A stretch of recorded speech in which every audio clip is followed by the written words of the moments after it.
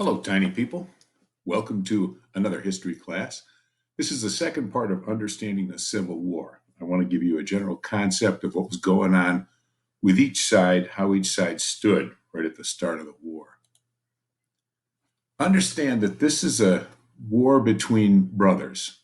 Now, sometimes that's figurative, as in the picture on your left. There are two men seated there. The one on the right of the left hand picture is George Armstrong Custer. You've probably heard his name before mentioned with Custer's Last Stand. He and a command later on were wiped out by Sioux Indians at the Battle of the Little Bighorn, but that took place more than a decade after the Civil War. Right here, he was an up and coming young officer in the Union Army, and he's sitting with someone who had been a friend at West Point. They had both trained to serve the United States, but the other fellow had gone to the Confederate side. Custer became somewhat of a celebrity. He was known as the Boy General because he rose to the rank of general at the age of 23. But here he is, having arrested, having taken prisoner one of his friends from college. The picture on the right is General George Thomas. He fought for the Union. He actually came from a family in Virginia. Virginia had seceded and become part of the Confederate States. And George Thomas had a number of brothers. He is the only one of the Thomas family who went north to fight for the Union. All the rest of his brothers had stayed south and fought for the Confederacy. His mother, who was very much aligned with the Southern cause, was so shocked and so hurt that she had a wall with the pictures of all of her sons on it. And she took George's picture and turned it around so that she wouldn't have to look at her Yankee son. Partway through the war, at the Battle of Chickamauga, don't even try to spell it, it's not important. This is just to give you the idea. At the Battle of Chickamauga, George Thomas so distinguished himself and saved his army that he became known as the Rock of Chickamauga and became a great Northern hero. And the happy part of the story is his mother then turned his picture around. She might not have agreed with his politics, but she was very proud of her son for being such a hero. But it was, in some cases, literally brother versus brother. We know from looking at the accounts of where each soldier was stationed during each battle, we know that there were brothers on the same battlefield, but there is no record specifically of one brother shooting at or trying to kill his own biological brother. Battles in the Civil War. If you look at the picture on the left, it's a picture, a drawing about the Battle of First Bull Run. If you look at the picture on the right, it's a picture of the Battle of First Manassas. You'll notice that they are exactly the same thing because most of the battles in the Civil War had two names. Because when reports weighed in about what had happened at the battle, each side picked a different name for what to name the battle. The picture on the left would have to do with what the North named it, Bull Run, because going through the battlefield, and it was in northern Virginia, was a little creek called Bull Run Creek, and the North always used geographic features to name the battles. Very close by was the town of Manassas Junction, Virginia, and the Southerners always picked the closest town to name a battle after. So that First Bull Run and First Manassas are the same thing. I am never going to try to confuse you by asking you a question or trying to make a point. If you don't remember which thing I'm talking about, if I were to talk about Bull Run or Manassas, please shoot me an email, call me on the telephone. I don't care. But get yourself an answer before you become too confused by this. Also, weapons of the Civil War. The man you're looking at on your left is General Thomas J. Jackson, who at the first battle of the Civil War that featured Army versus Army, and that was the Battle of First Manassas, First Bull Run, he earned himself a nickname. This is Stonewall Jackson. You see, the armies were in great disarray, and as it happened, Jackson's army was being heavily pushed, and he was a religious fanatic. Stonewall Jackson absolutely believed in his cause and put his hands in the, or put his life in the hands of God, and he was never afraid. The man had no concept of fear because it put his hands in the life, put his life in the hands of God. Excuse me.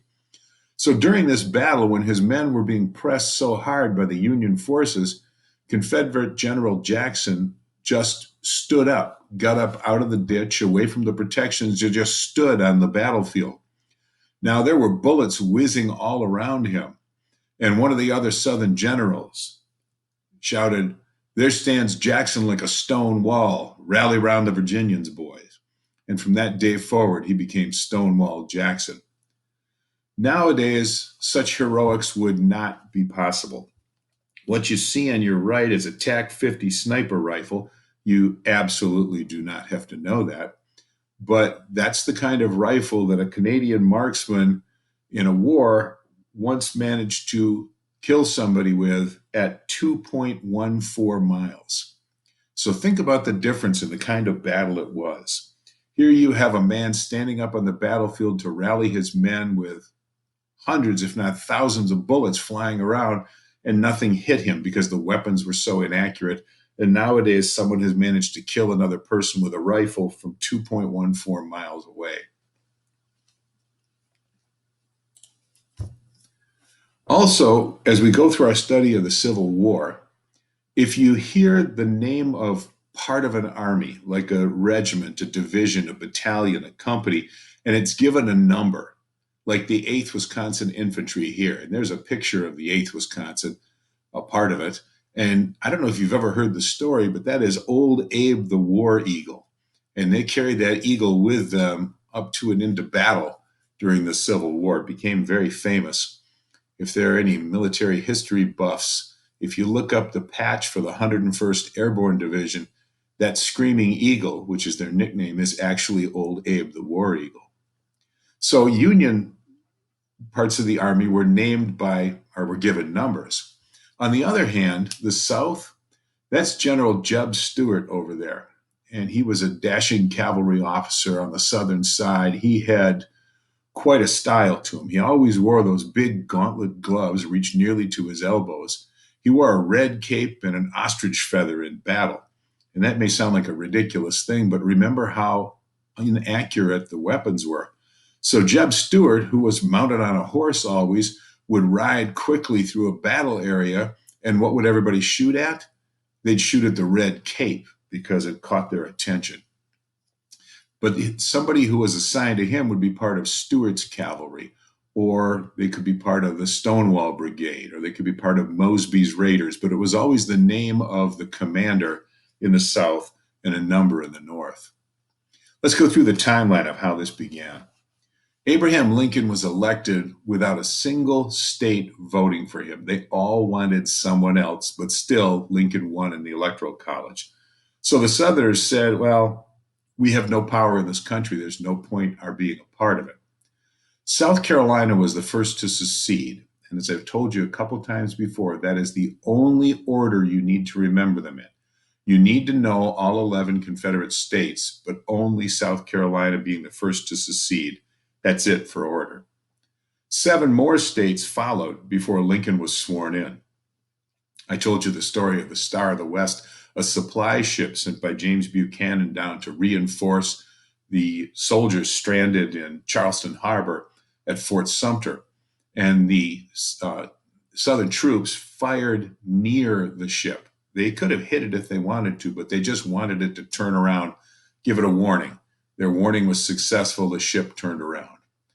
Lincoln realized this would be war. Oh, I guess I gave you an extra L there. Well, that's on me. So Lincoln called for 75,000 volunteers, and he anticipated them staying for 3 months. He thought that would be plenty of time for that huge number of men to win the war. At Fort Sumter, the first actual battle took place. The Confederates fired on Fort Sumter, trying to regain control of their harbor on April 12, 1861. Now we had a war going, and each side expected that war would consist really of one land battle. They were very wrong. There were actually just short of 10,500 battles in the American Civil War.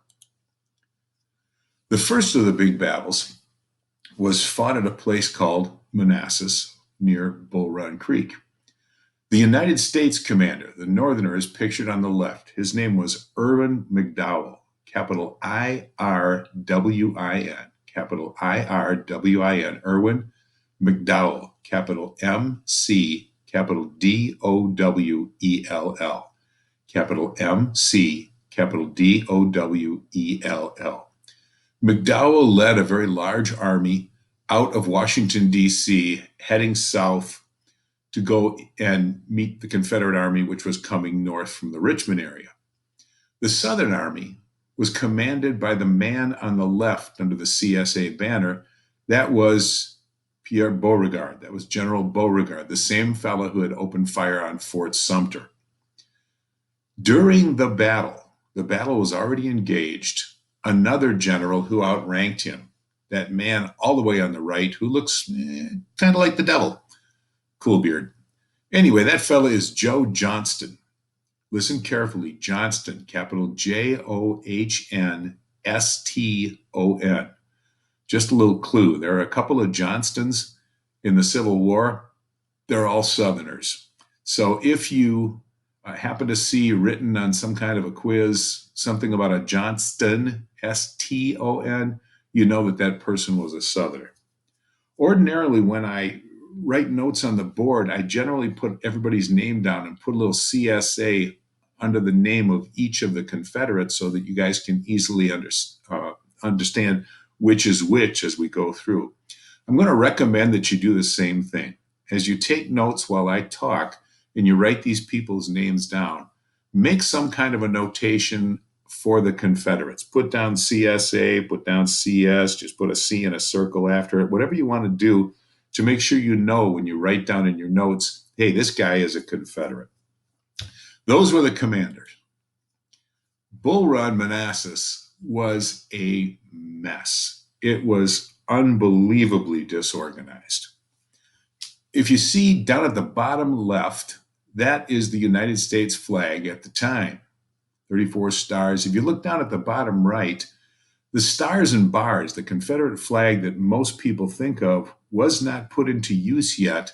The standard Confederate flag at the very beginning was what's pictured on the right. Bull Run took place on a windless day. The flags were just hanging down. And if you think about it, it would be pretty easy to confuse the two flags. So the flags didn't tell people which side any group of soldiers was on. Next, you'll notice you got a little drummer boy in there, and over on the right, a bugler.